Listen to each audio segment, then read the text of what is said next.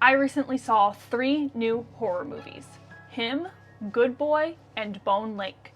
So today I'm going to talk about them. Starting out with Him. This was directed by Justin Tipping and written by Tipping alongside Zach Akers and Skip Bronke. It stars Tyreek Withers, Marlon Wayans, Julia Fox, and Tim Heidecker. It's about a football player named Cameron Cade who wants to be the greatest of all time. After he suffers a traumatic brain injury, Cade goes to legendary athlete Isaiah White's isolated training complex. This film reminded me a lot of Brandon Cronenberg's 2023 film Infinity Pool, which I enjoyed, but the execution of Him wasn't all the way there. The problem is the writing. It kind of seems like the writers of Him just wanted to make a movie for the sake of it. So to me, Him feels like a couple of not fully formed ideas thrown together, without depth.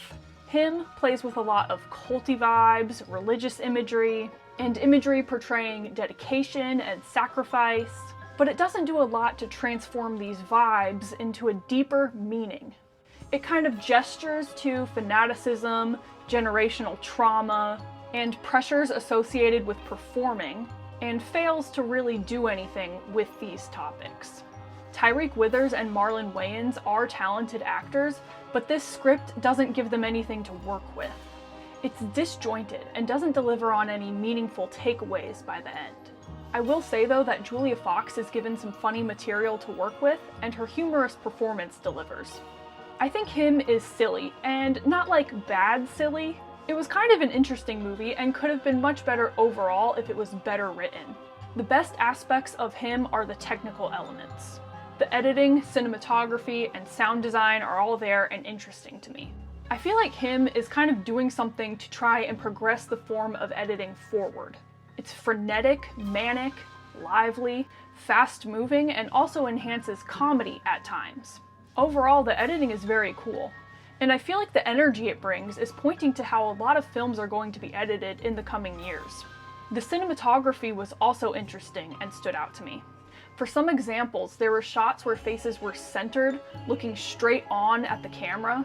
There were close-ups, and some cool moments where it takes you into the point of view of someone wearing a football helmet. Some shots worked really well to convey movement, like really quick tracking shots, and it also utilized X-ray vision, which I liked because it just added another aspect of something unique to see on screen, and correlated with the displays of physicality. So I have to give major props to editor Taylor Mason and cinematographer Kira Kelly. Their work was the best part of this movie. I also like the sound design and sound editing executed by a talented team. At some points the sound feels very visceral, and captures the physical aspect of sports and the damage that can be done to a body.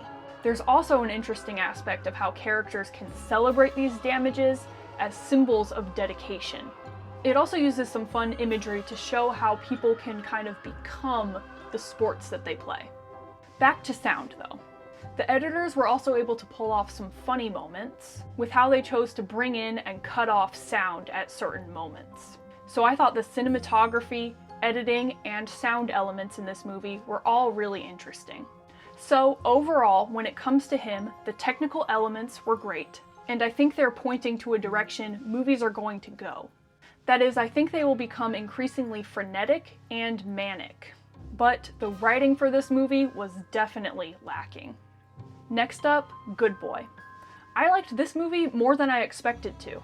I had heard that it hangs very loosely off the premise, so I was prepared to be underwhelmed, but left pleasantly surprised. This is a haunted house movie from the perspective of a dog character named Indy. The dog actor's real name is Indy as well, and he is the director Ben Leonberg's pet. The film is ambient feeling, taking place in a beautiful but creepy forest location. It also has some documentary vibes as we follow the dog POV. I think this was an interesting movie, and one that plays on and moves the haunted house subgenre forward, to show us something different. I'm enjoying these movies that we're getting these days that are thinking of new ways to tell haunted house stories. like Skinamarink, which utilizes liminal spaces to tell a frightening and upsetting story of children in peril, and Presence, which tells a story from the perspective of a ghost, as it focuses in on the human elements observed. So, Good Boy joins the ranks of these types of movies that are innovating on film's form and doing so within the horror genre, as it showcases a dog's perspective of a ghostly haunting. Indy has to deal with this haunting and scary specters, and you feel that he is worried about his owner, Todd. This film brings some heavy topics to the table, like death, sadness, and sickness hanging over generations. It effectively conveys a feeling of hopelessness in a dire situation. Good Boy is scary at some points, and I was most impressed with the cinematography. I thought the camera work was interesting because it was very intentional about what in the shots was in or out of focus. I thought this movie was very good and interesting, especially due to the cinematography. I also enjoyed watching the behind-the-scenes material that played after the movie screened.